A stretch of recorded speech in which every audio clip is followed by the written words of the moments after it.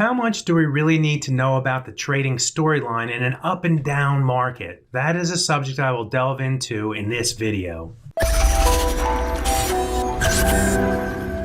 We all have times in trading where we are at a loss of what to do, what to focus on. We lose our way. The current market environment can be particularly confusing. There are lots of ups and downs, and in that type of trading environment, it is easy to get out of sync. I think a common reaction from traders is to search for the storyline that is pushing the market. With 5 of us at Forex Live and each of us approaching the market from different angles, it's a comfort to me and maybe to you to read what my colleagues and I are all saying. I'm a big fan of Forex Live and my colleagues all help me. Sometimes though, especially in up and down markets, I can get caught up in trying to find the perfect angle. The thing is, there is none. That is why the markets are the way that they are. There's no perfect story to follow.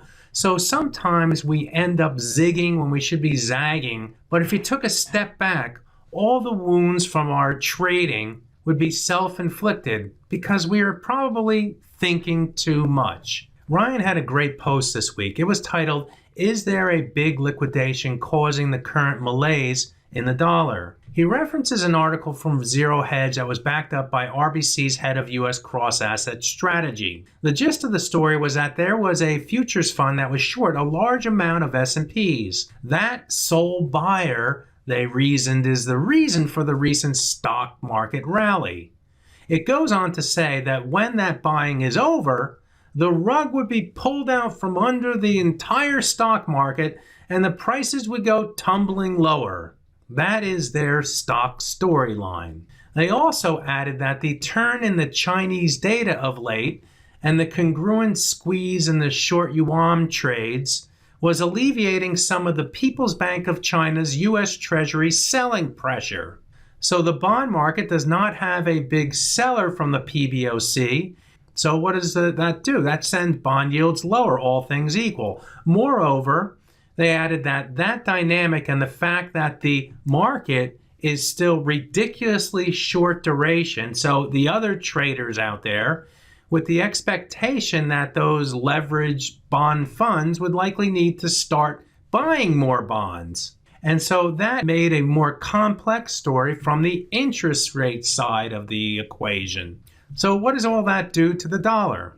Well, if you think about it, when the fund stops buying stocks and the Chinese stop selling bonds and the rest of the market needs to buy bonds and the flows go from stocks to bonds, the Forex market will be the slave to the bonds and to the stocks, and that will lead to the dollar falling. Get it? I thought so.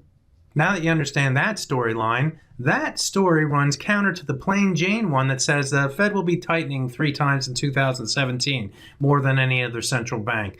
That the Fed has corroborated that through comments from Fed Chair and other Fed officials this week. That Trump will lower taxes and decrease regulation and create more jobs. That should raise the animal spirits for stock buyers, increase interest rates, and lead to a rising U.S. dollar.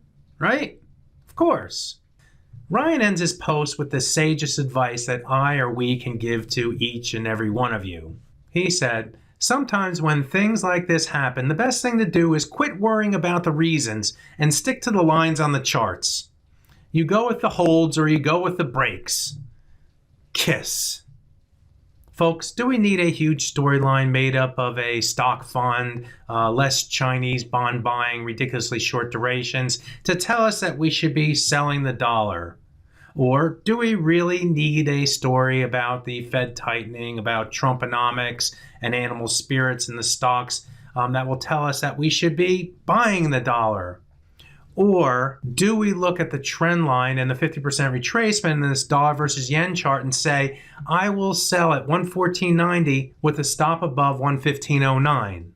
Or do we sell against the 100-day moving average on this euro versus US dollar chart after this fake break with a close stop above? Or do we sell against this moving average?